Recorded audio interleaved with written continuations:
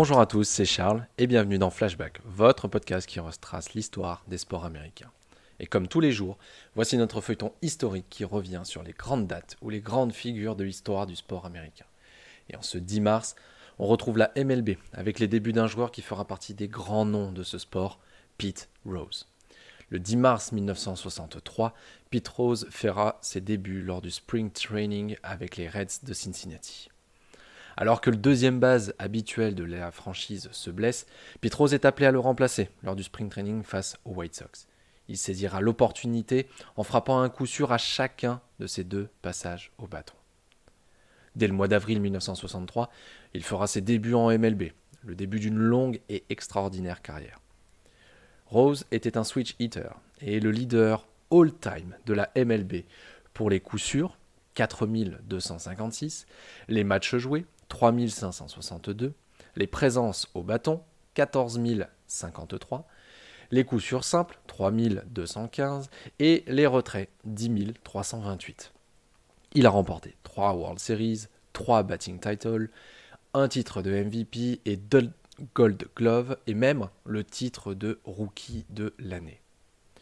Rose a fait 17 apparitions au All-Star à 5 positions différentes.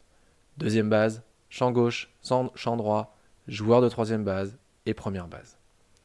Et Pete Rose a remporté ses 2 Gold Gloves lorsqu'il jouait dans le champ extérieur en 1969 et 1970. Rose fera l'essentiel de sa carrière au sein des Reds de Cincinnati entre 1963 et 1978. Il évoluera aussi aux Philadelphia Phillies et au Montréal Expos avant de revenir en 1984 du côté de Cincinnati comme entraîneur-joueur. Le 11 novembre 1986, Pete Rose prend de manière non officielle sa retraite de joueur pour faire de la place dans l'effectif pour un lanceur, Pat Passillo.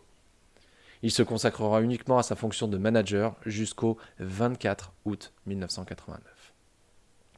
Mais Pete Rose, ce n'est pas qu'un excellent frappeur, c'est aussi des affaires qui ont malheureusement entaché la suite de sa carrière et la fin aussi de sa propre carrière.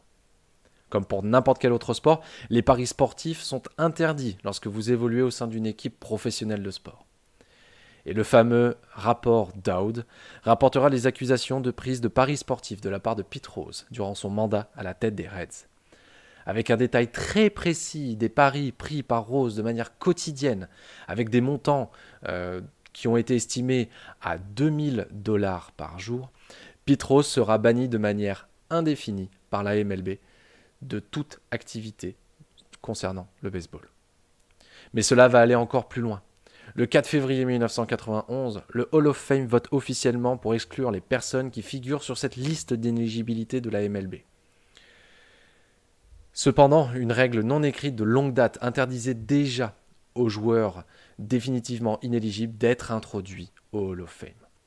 Pete Rose et Roberto Alomar, qui a été banni pour une agression sexuelle envers une membre du personnel des Blue Jays de Toronto, sont, à l'heure actuelle, les seuls anciens joueurs vivants concernés par cette mesure. Alors chaque année et à chaque vote pour le Hall of Fame, le débat est ouvert à nouveau concernant l'intronisation de Pete Rose. Pourtant élu dans l'équipe du siècle en 1999 par la MLB, Pete Rose ne sera peut-être jamais parmi les immortels du baseball. Lui qui compte un nombre de records qui tiennent encore. J'espère que ce podcast vous a plu et on se retrouve dès demain pour un nouveau morceau d'histoire des sports américains.